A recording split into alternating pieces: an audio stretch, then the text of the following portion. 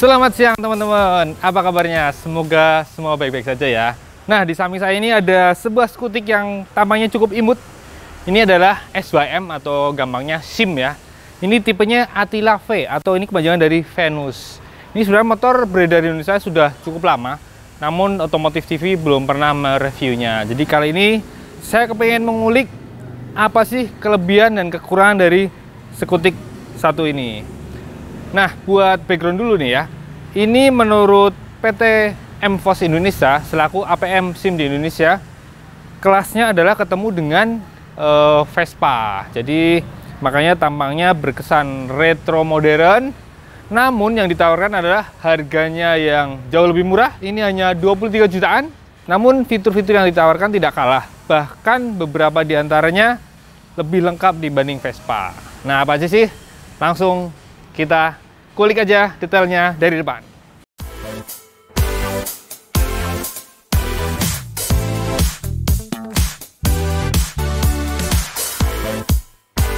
Oke, kita langsung kulik dari depan. Ini langsung terlihat jelas lampu utamanya yang bulat dan dikasih ring chrome. Ini mirip banget dengan keluarganya Vespa LE karena itu tadi satu kelas.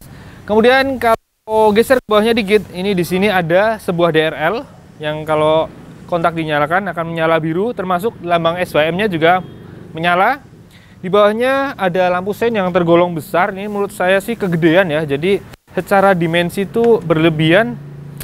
Kalau dibikin lebih sipit dikit mungkin lebih enak ya, proporsional. Kemudian kalau turun ke bawah, ini ada spatbor yang menaungi ban ring 10 in. Nah, ini lagi-lagi ya persis banget yang dipakai keluarga Vespa LX. Ringnya kecil, bannya lebar, bulat. Ini ukuran bannya 100/90 ring 10. Namun dikawal dengan suspensi teleskopik ganda. Beda dengan Vespa yang pakai suspensi tunggal di sebelah.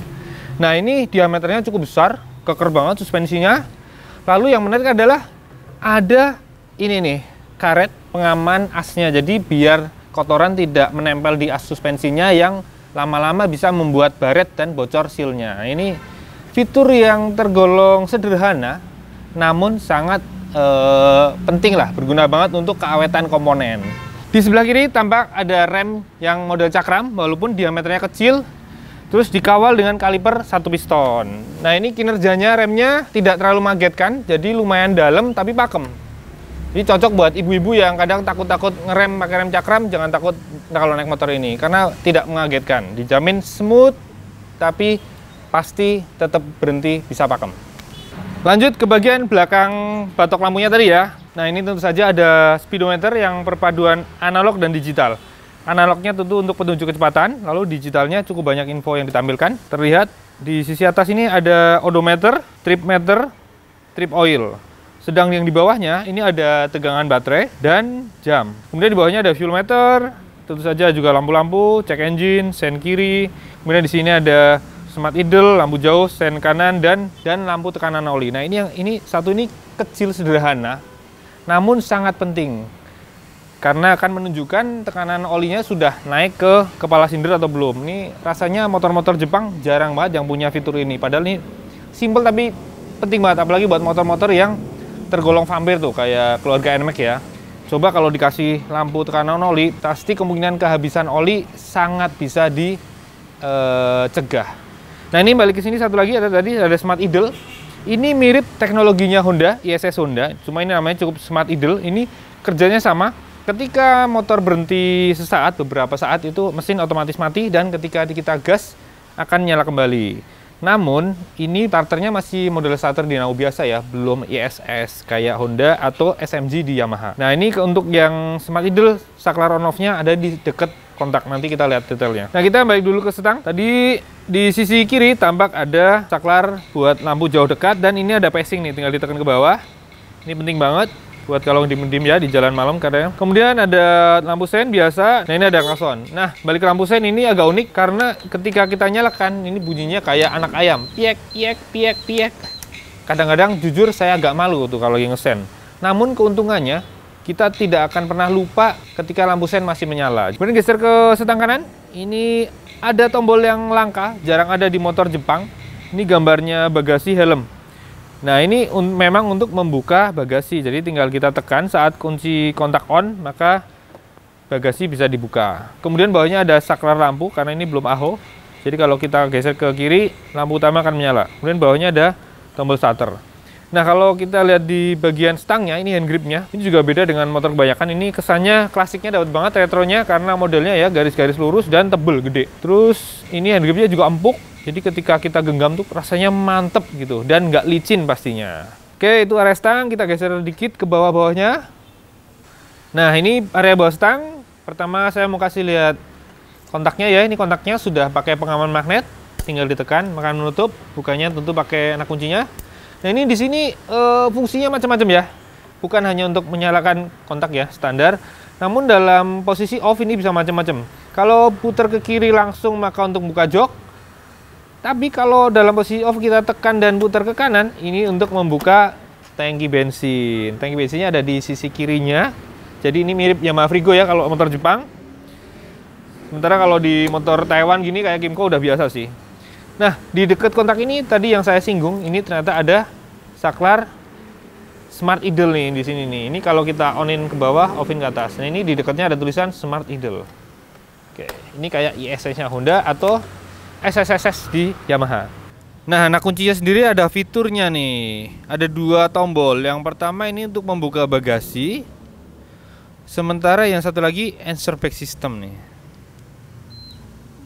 Makanya motor akan kedip 3 kali tuh. Jadi kita saat mencari posisi motor di parkiran kita tidak akan kesulitan. Kemudian di tengahnya ini ada gantungan barang yang bisa disembunyikan. Jadi saat tidak terpakai tetap rapi, namun ketika dibutuhkan bisa keluar. Dan ini konstruksinya kokoh, kuat banget nih karena plastiknya tebal dan gede ya. Itu. Geser ke tengahnya, ini tentu saja ada sebuah jok yang dibungkus dengan kulit berwarna coklat. Ini busanya tebel dan empuk banget. Jadi buat didudukin tuh nyaman banget nih teman-teman. Baik untuk yang pengendara maupun pemonceng. Nah, ini kalau kita buka, di baliknya terdapat sebuah bagasi yang ukurannya tergolong lega banget. Ini lumayan lebar dan panjang, dalamnya juga lumayan. Ini bisa muat sebuah helm. Lalu yang menarik adalah di sini ada lampunya. Jadi ketika dibuka, walaupun di tempat yang gelap, akan terlihat barang-barangnya. Nah, ini saklarnya ternyata ada di dekat as joknya. Makanya ketika dibuka dia akan nyala. Tapi kalau kita tekan tuh mati. Nah, ini di sini juga ada beberapa alat, yaitu ada kunci busi dan mata obeng plus minus. Ini sederhana sih, cuma mungkin buat emergency aja ya. Itu.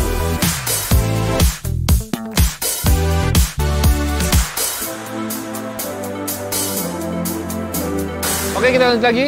Di bagian belakang jok tentu saja ada sebuah behel. Ini kekar, bahannya logam, kuat banget nih kesannya. Nah, ini terus terang bagian belakang ini menurut saya ada kurang manis-manisnya gitu. Jadi ini bagian lampu senya kayak kegedean, bentuknya kayak kurang matching. Terus lampu remnya yang banyak krom-kromnya ini ya, walaupun detailnya LED tapi kurang enak dilihat lah. Mungkin kalau ada versi faceliftnya nanti sih semoga saja SYM merevisi bagian ini nih, biar nggak kalah manis dengan area depan. Oke, lanjut lagi. Bawahnya itu saja spatbor, dan spatbornya ada dua, ada yang di luar dan di dalam. Nah, ini yang bagian dalam memang berguna banget untuk menepis kotoran dari roda belakang yang ke bagian mesin. Namun kalau dilihat memang jadi bikin terlalu rame ya, karena ini memanjang banget sampai hampir ketemu spatbor dan spatbor. Beda dengan motor Jepang kebanyakan yang cuma di ujung depan aja sedikit. Jadi kalau biar kelihatan manis sih potong aja dikit ya, dimodif dikit gitu. Oke, kalau kita detailin dari sisi kirinya, ini ada suspensi monoshock, ini tanpa setelan ya, fix ya.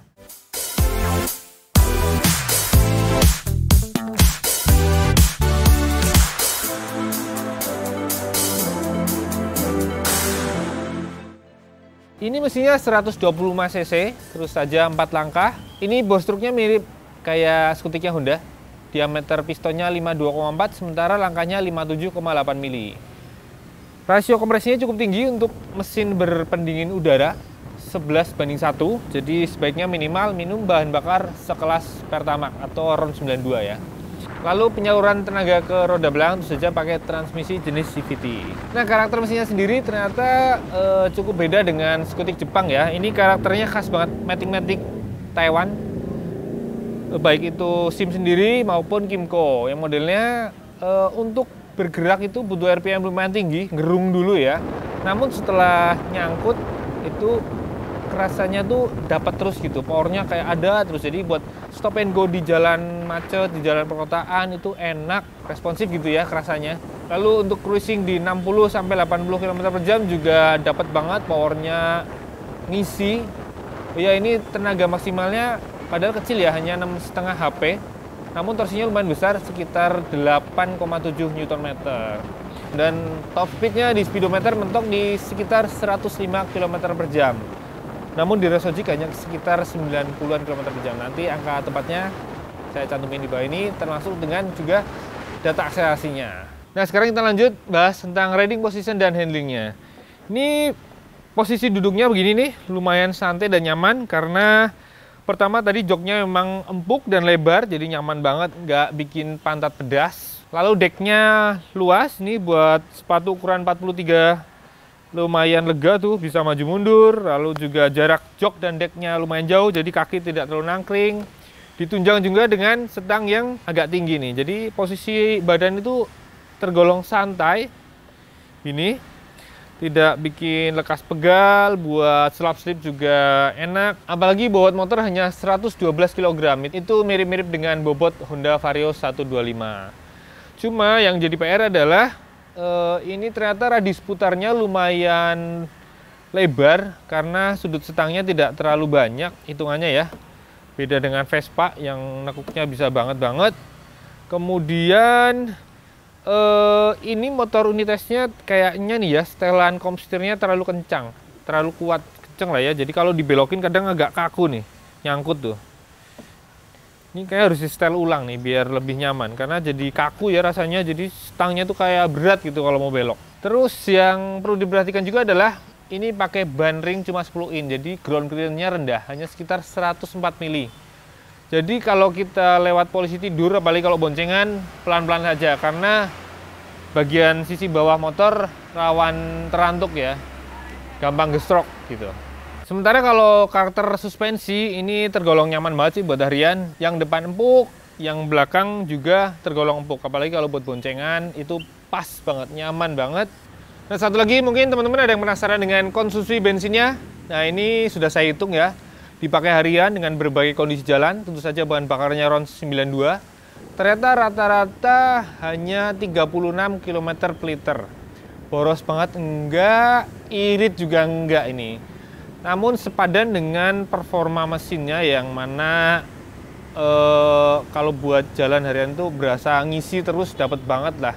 Walaupun di awalnya gerung dulu. Nah kemungkinan besar dapat angka segitu emang salah satunya karena gerung dulu di awal itu. Jadi putaran mesin dipaksa tinggi terus ya, mainnya RPM tengah terus, jadinya ya bahan bakarnya akan lumayan ngocor gitulah.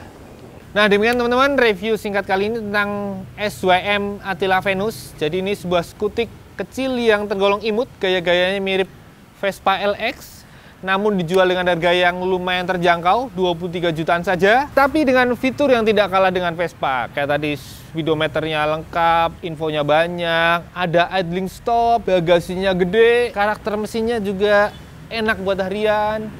Namun memang konsumsi bahan bakarnya tidak bisa dibilang irit. Dan satu lagi yang mungkin jadi ganjalan, jaringan dealernya SWM ini belum terlalu banyak, jadi ya mungkin akan jadi salah satu pertimbangan buat teman-teman yang akan meminangnya. Mesti banget tahu di mana tempatnya yang jual.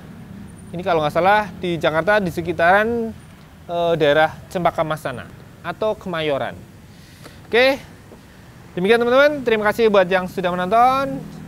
Semoga review kali ini bermanfaat. Jangan lupa like, subscribe biar tidak ketinggalan video terbaru dari kami. Dan jangan lupa follow Instagramnya kami yaitu otomotif_tv, dan subscribe channel baru kami yaitu Motor Second yang khusus membahas motor bekas berkualitas.